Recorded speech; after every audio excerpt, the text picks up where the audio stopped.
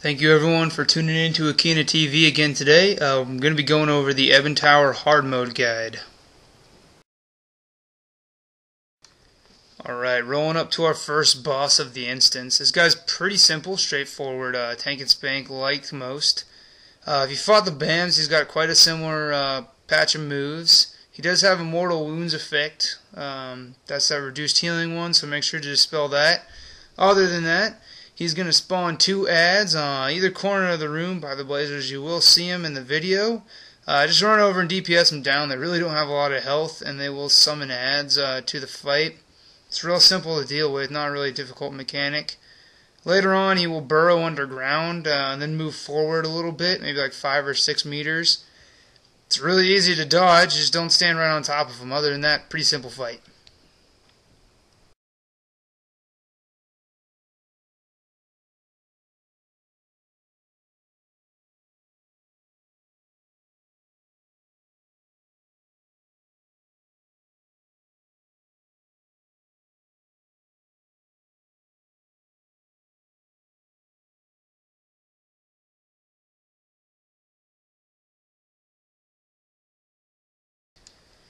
Okay, the second boss of the instance is going to be another pretty easy tank and spank fight. This one, the healer is just going to need to be a little bit careful.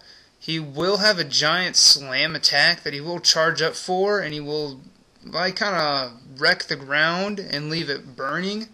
This puts a debuff on you. I believe the debuff lasts about 10 seconds. That debuff, as you see here, we tested it, will drop you 90% of your HP pool. It can be put on anybody, including the tank, and is a really easy way to get the tank one-shotted. You can dispel it, but it will keep applying if you stand in that fire, so just make sure you're avoiding that and keeping up on your dispels. Other than that, at 50%, he will spawn a clone. Just kill that clone. It has a much smaller health pool, but will do the same abilities. So just DPS him down, have one of the DPS kiter tank him.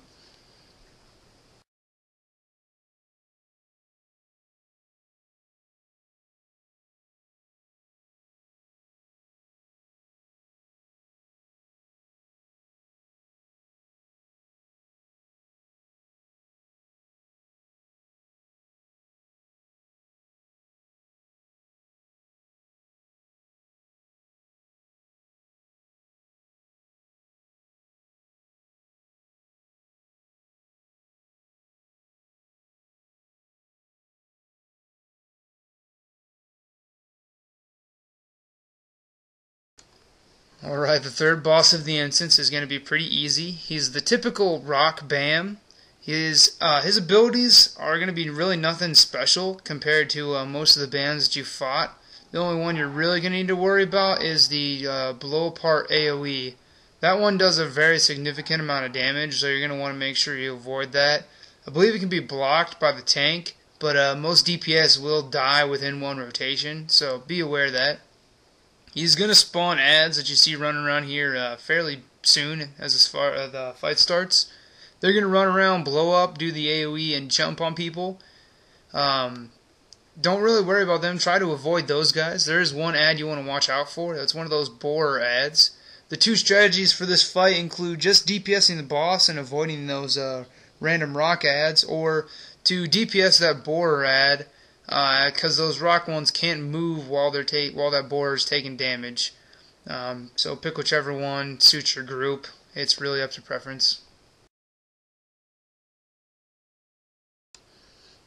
Alright, moving right along to our last boss of the instance. If you've typically run Ebon Tower before, you will know that this one is probably the most difficult boss. So far I've had the most trouble with this guy out of all of the instances so far. For the 142 below gear requirements. This boss is going to be a standard crab. The main abilities that the healer is going to have to watch out for is a dot that gets put on. This dot's only applied if you get run over by him or he lands on you. So DPS, make sure you're watching out for those two abilities. The dot is undispellable, lasts about 5 seconds, and will take you about 90% of your health down. Something you're just going to have to heal through and be careful of. Now, the hard part about this boss is not himself, actually. It's the ads that spawn. As soon as the boss starts, he will spawn a couple ads that start running around the group. There's several different types of ads. First ones, I believe, just do a reverse direction buff on you, so those aren't really too bad. But later ones will drop down and do AoEs on the map, and some will die on the map and leave a permanent AoE if you don't kill them. There are 100 different ways to do this boss. All you really need to know is you can formulate your own strategies. We went an AoE heavy DPS group here, and just tried to burn down the ads as well as taking the boss down. The ads work on a farthest distance aggro table, so for instance they'll run to me and hit me. As soon as they use their AoE on me, they will pick whoever is currently furthest away from me at that second, and they will run to them until they use that ability on them, and the cycle continues. It really has nothing to do with the boss. If you are getting really overwhelmed with ads, have one of the DPS run into the previous room where he fought the rock boss, and the ads will actually follow him all the way back to that room, giving you a little bit of time to catch your breath. Although it does separate the group and slow DPS, that is a strategy, is to have somebody stand very far away and just kind of dodge the ads so you don't have to deal with them. Last little thing you need to remember about the ads is they do spawn off a time elapsed. So the longer you take fighting the boss, the more and more ads will spawn, and the more frequently they will spawn. You will notice also as he gets very low into the low percents, he will start forcibly spawning ads. So it gets very, very chaotic. Just do your best to run around and avoid the ads. DPSing them at this point is a waste because you will not be able to catch up. So definitely burn the boss around 30% to below. Good luck with the fight, guys. Again, I'd like to thank everybody for tuning in and watching. I love that my channel is getting a little bit more views now. It's great. Helping a couple people out, which is also, really awesome. Keep leaving me comments, like, and subscribe, and I'll do my best to keep helping you out, alright? Thanks for watching.